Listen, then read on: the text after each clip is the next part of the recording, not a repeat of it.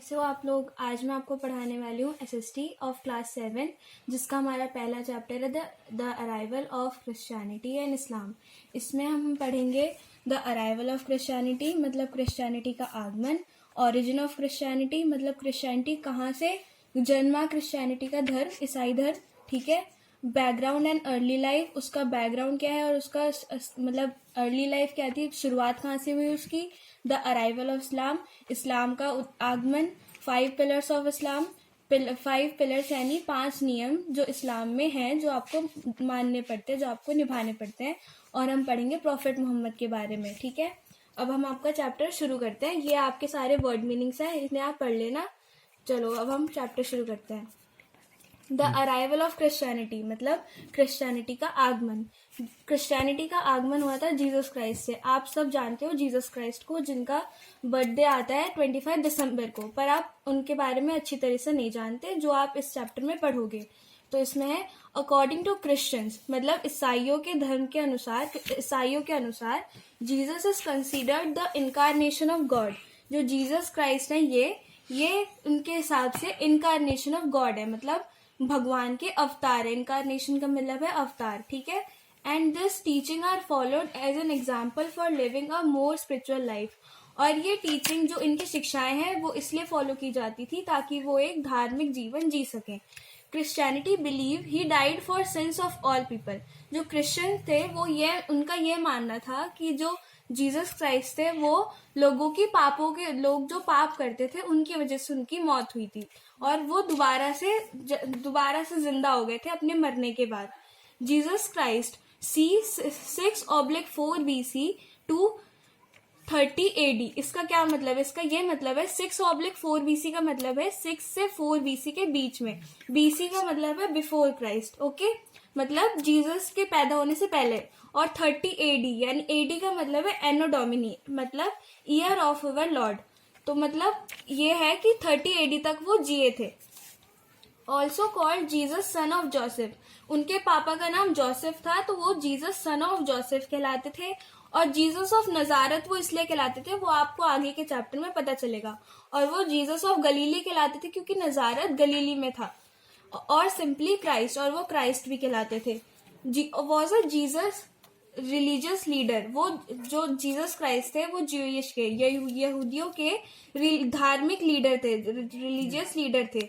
Who became a central figure in Christianity. वो Christianity ईसाई धर्म के एक सेंट्रल फिगर भी बन गए थे, एक लीडर बन गए थे केंद्र में।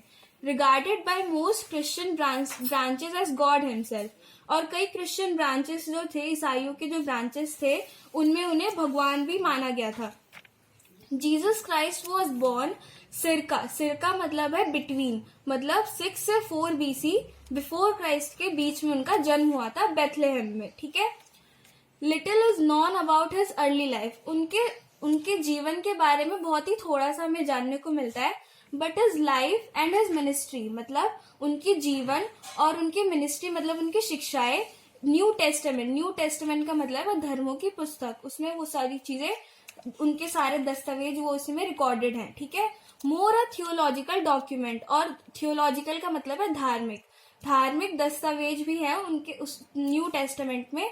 उनकी बायोग्राफी नहीं है, इतनी ज्यादा उनकी बायोग्राफी के बारे में डिटेल्स नहीं है, लेकिन थियोलॉजिकल डॉक्यूमेंट्स उनके न्यू टेस्टामेंट में है। Christ was originally Jesus name. जो क्राइस्ट थे उनका ओरिजिनल नाम था Jesus. It was a customary among ancient Jews. Customary का मतलब है प्रथा। जो एंशियंट ज्यूज थे, जो पुराने यहूदी थे, उनका मानना था to have only one name and add either the father's name और the name of the place of origin. जो एंशियंट ज्यूज थे, जो पुराने यहूदी थे पुराने समय के, उनका ये मानना था कि किसी भी बच्चे का नाम या तो उसके पापा के नाम से जुड़ा हुआ होना चाहिए या फिर उसके जन्म के स्थान के नाम से जुड़ा हुआ होना चाहिए।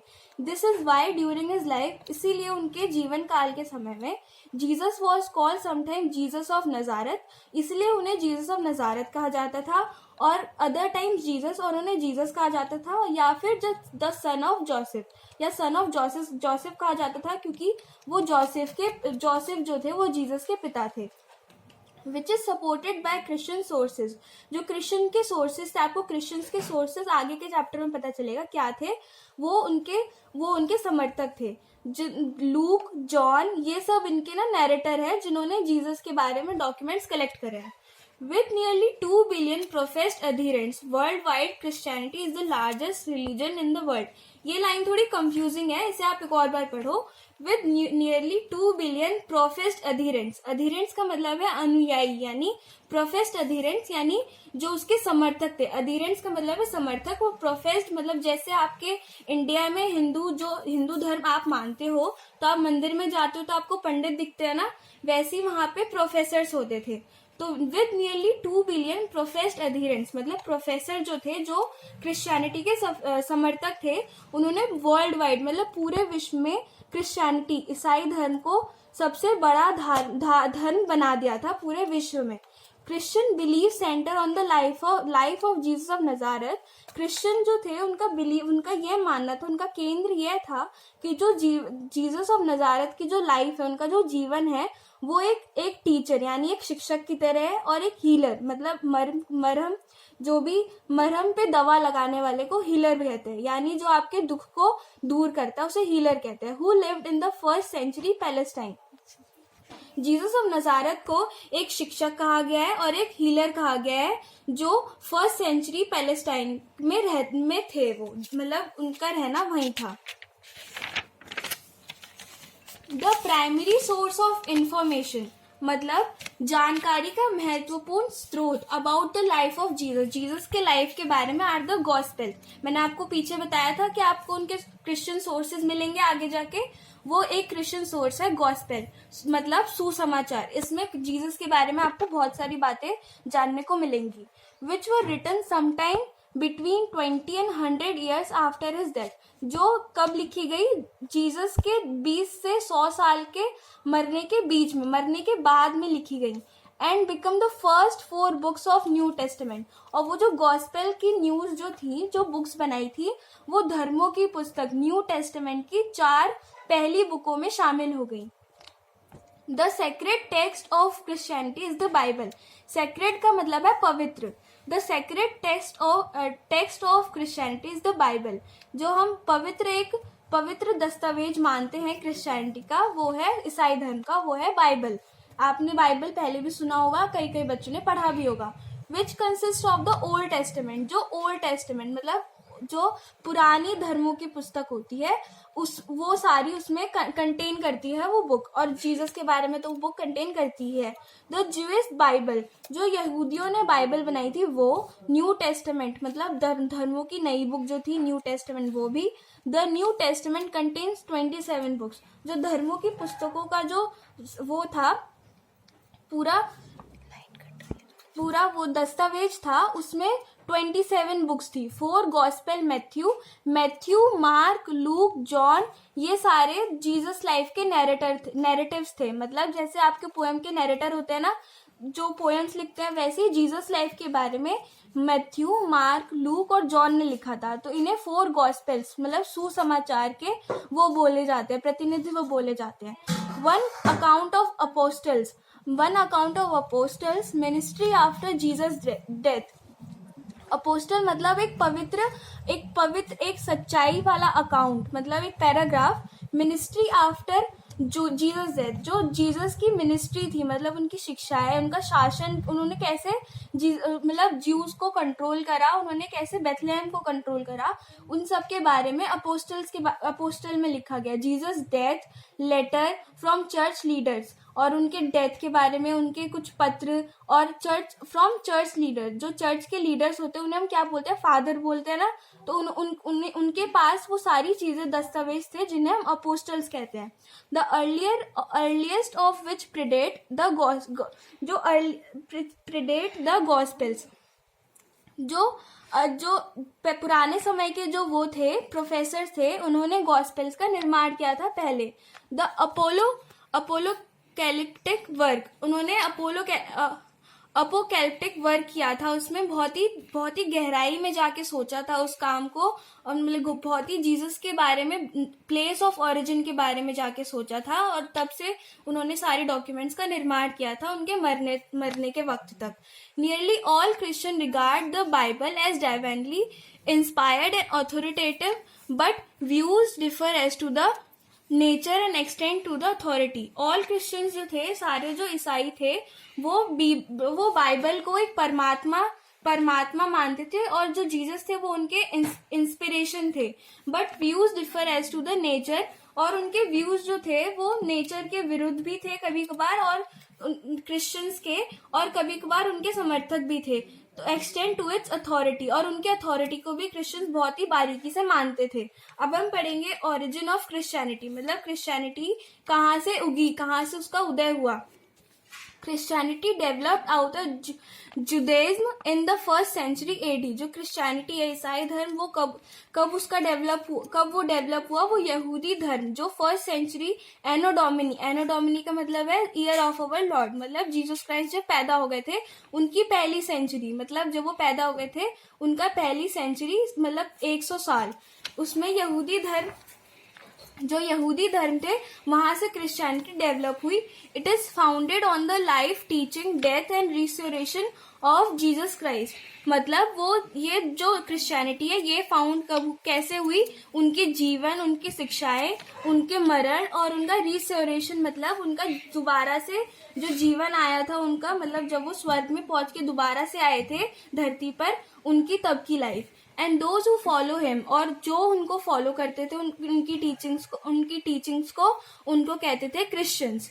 Christianity has many different branches, Christianity के बहुत सारे ब्रांचेस हैं, and form accompanying variety in beliefs, और साथ में ही उनके कई बिलीफ एंड प्रैक्टिसेस, उनके बिलीफ जो थे वो जो मानते थे, और उनके प्रैक्टिसेस मतलब जो वो धर्म को अपनाते थे या जो वो कर्म करते थे उसमें, उनके बारे में भी पता चलता है। The 3 major branches of Christianity are Roman Catholicism, मतलब जो उसमें से 3 मेजर जो ब्रांचेस है क्रिश्चियनिटी के, वो है रोमन कैथोलिज्म, ईस्टर्न ऑर्थोडॉक्सी का मतलब है रूढ़िवादी, मतलब पुरानी सोच या पुराने धर्म ऐसे करके, ठीक है।